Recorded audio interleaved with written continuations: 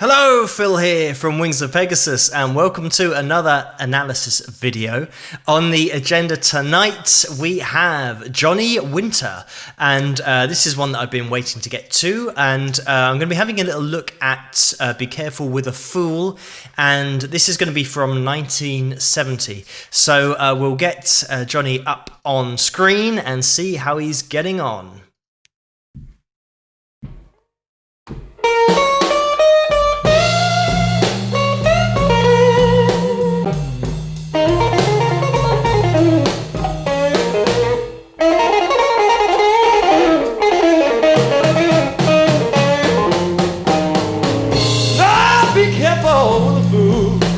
So a really cool intro, and this actually reminds me of a video that I did looking at Stevie Ray Vaughan when he just kind of plays the first bars of the intro, and straight away I stopped it and said, just listen to that intro, you know, you could just work that out and you're going to sound pretty awesome. And similar case here with Johnny, just straight away I'm sure people kind of turned around and paid a little bit more attention just because of the way that he played that intro. It's kind of some super cool lines going on there.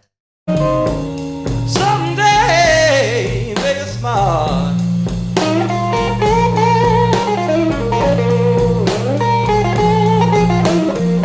Be careful with the fool.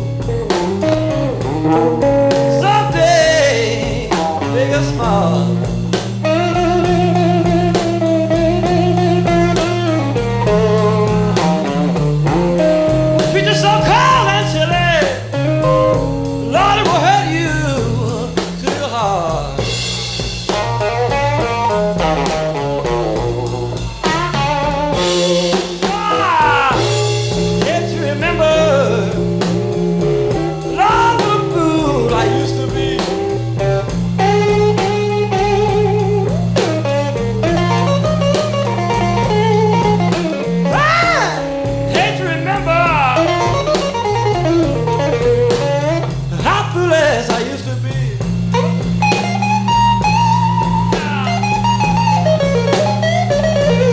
So some really tasty lines going on here. And another thing about Johnny is that he just pretty much plugs straight into the amp. There might be kind of a tiny little bit of overdrive on there, but you know, he's pretty clean going into that amp, and I think very few players actually do that, probably because a lot of people like to rely on effects in order to sound kind of maybe better than they are, or if their technique isn't quite there. There's a lot to be said for a lot of delay and reverb, but the real top players could just plug straight in and make anything, pretty much any guitar as well, sound amazing through that one amp. And you get some people that turn up to gigs with, you know, massive suitcases of effects and spend about 2 hours setting it all up. And then you get other players who just turn up and say, where's the amp, plug it in, and then they're ready to play. And Johnny's one of those players that he's so good technically, and he's got so many great lines that he just makes it sound interesting all the time.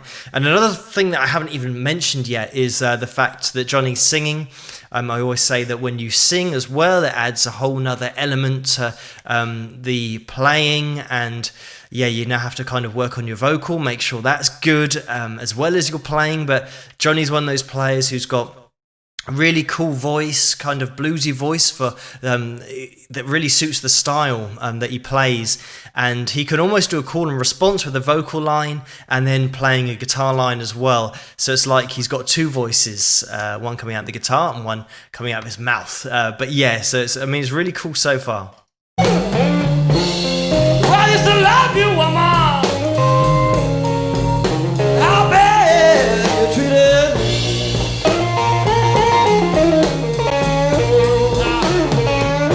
You know I used to cry about you, woman. And walk the streets late at night.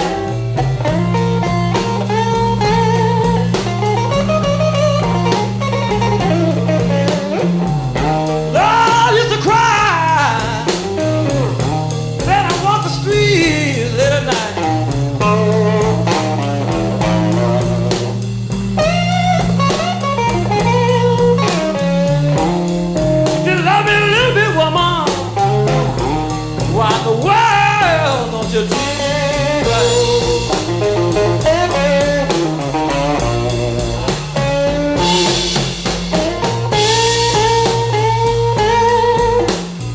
And I just want to quickly point out there, he did the same bend 3 or 4 times, but then end at the top of the bend. I've mentioned before about ending at the top of a bend with vibrato, and not a panicked vibrato that's out of control, but a really cool, really controlled wide vibrato that the likes of Gary Moore and Stevie Ray Vaughan and all the top players have got, that real control at the top of the bends. And more recently, I think a lot of players kind of relied on their whammy bar to give them that sound at the top of a bend. But back in the olden days where sometimes you didn't even have a whammy bar, you just had a fixed bridge, and you had to make the most out of the instrument.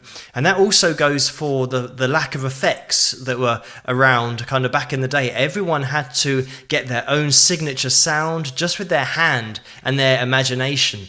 And this is one of the things that makes all the kind of older players even more impressive, is that there's so many players who had their own sound and had their own style, but they were all using the same equipment. So how is that possible? Like nowadays, everyone just relies on the equipment to give themselves a different sound. It's like, right, I want my own sound, so what effect shall I get that I can try and make my own sound?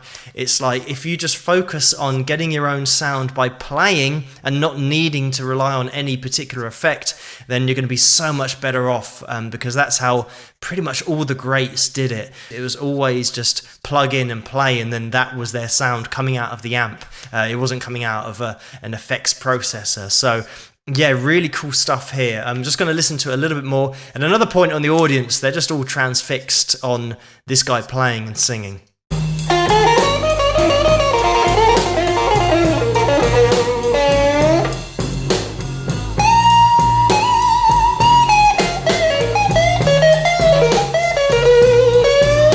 And you can really hear at this point how clean his tone is as well. It's a really, really clean tone.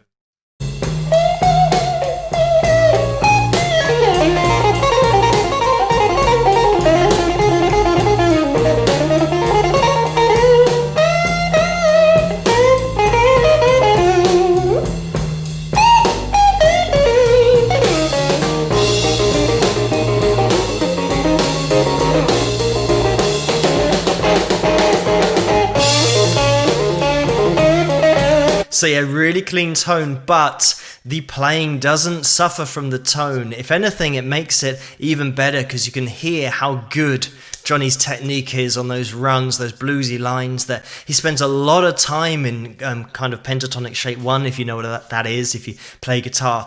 But he gets so many different lines out of seemingly so few notes. So yeah, Johnny's a really impressive player. I don't want this video to go on for too long, but I'm going to put the link in the description below for this video so you can watch the whole thing if you want to, and I strongly recommend that you do. If you like this video, please give it a thumbs up and subscribe, and I will see you guys at the next one. Rock!